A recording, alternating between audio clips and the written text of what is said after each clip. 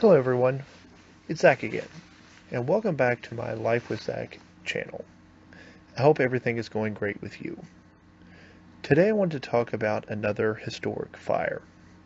This one occurred at the Precious Blood Catholic Church in Holyoke, Holyoke, Massachusetts. This fire occurred on May 27, 1875. At that time, Holyoke was an industrial city that had been experiencing a boom after the construction of a canal system in 1849. This provided power for a large number of mills, especially paper mills that employed thousands of workers. Many of these workers were French Canadians who immigrated to the city for employment opportunities. The majority of these immigrants were Catholics.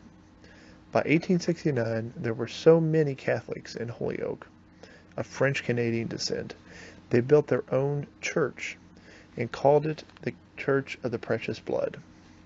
This structure was a temporary wood frame building that was built between December 1st, 1869 and January 1st, 1870. It was about 96 feet long by 46 feet wide and had a large U-shaped balcony inside. Total capacity was about 800 people. The speed at which the church was built, its temporary nature, and a lack of building codes at the time meant it lacked a lot of fireproof or resistive features that we rely on today to slow the spread of fire. May 27, 1875 was the celebration of Corpus Christi for the Catholic Church. A service was planned at 7 p.m. to mark this occasion. The Precious Blood Church was filled with decorations, including candles and an abundance of draperies. When the priest began his Mass, the church was packed with attendees. To beat the heat building inside the tightly packed church, the windows were opened. At some point, the breeze blowing through the church lifted a drapery surrounding the statue of the Blessed Virgin near the front of the building in an alcove. This drapery made contact with a series of candles surrounding the statue, and soon this drapery was alight. The fire quickly spread beyond what could be contained by the church growers. It was fed by the flammable decorations in the church and painted walls. The fire extended up the alcove where the statue was located and onto the ceiling. Within only a couple minutes from its time of origin, the fire was out of control. The ceiling, about 30 feet above the parishioners, was consumed by flame that moved towards the front of the building. And heavy smoke began filling the structure, especially the balcony area. On the ground floor of the church, individuals were able to surge towards 3 available exits. A 6-foot wide main entrance and aisle allowed most of them to escape through the front, out the main door, rather quickly. However, on the east side of the building, closer for some of those people on the first floor and the only real exit door for those on the balcony, a choke point soon emerged, where scores of people were trying to get out the smaller, inward-facing swinging door. Above them, on the balcony, approximately 400 people faced a dire situation. Smoke was banking down to below head level, and superheated gases were filling the space. Breathing became difficult and panic ensued. People surged through a crooked aisle to try to reach the single set of steps that were used to access the balcony. This one exit soon became jammed with people trying to flee and with those trapped on the first floor. On the west side of the building, many people were able to escape onto scaffolding that was erected next door for the construction of a new church building. Some even jumped on that side, suffering injuries but escaping the flames. On the east side, the ground near the church sloped off much more dramatically, meaning those who contemplated jumping faced an approximately 3-story fall. Many jumped onto the first floor inside the building, certainly injuring themselves, but in theory escaping the flames. At some point, Someone trying to go down the stairs fell before making it to the exit. Soon the situation snowballed, with masses of other individuals falling over each other, creating a pile of humanity along the exit route. Estimates indicate that near the door and on the stairwell, some places the bodies were between 4 and 6 feet high. This trapped anyone remaining on the balcony and stairwell as the fire continued to spread. Then, less than 10 minutes after the fire originated, the upper parts of the church reached their ignition point. The wood and paint flashed, filling the church with surging flames and dense black smoke. Anyone still inside, on the balcony or the first floor, would have died within moments. A few blocks away at the South Holyoke Fire Station, Chief of the Holyoke Fire Department, B.J. Mullen, was enjoying an evening walk while off duty. He was alerted by the sound of the fire bells that something was going on, and soon saw a large column of smoke from the area of the church. He ran into the station and met the crew of firefighters preparing the company's steamer and hose wagon for response. Chief Mullen activated the general alarm to call out the rest of the city's companies and then responded with those firefighters. At the time, Holyoke had a combination system consisting of paid on-duty drivers and officers and crews of on-call volunteers. These men would have responded from home, meeting the engine en route or at the station or on location. As the engine responded, they were greeted by a large column of smoke coming from the area of the church. Despite knowing this meant a serious fire was in progress, I doubt they would have known how horrific it was. Their response time from when the fire first began to arriving on location was most likely between 10 and 15 minutes. But despite this speed, it was too late to prevent a major disaster. First arriving companies would have found fires showing from the windows of the second floor of the church and maybe even its roof.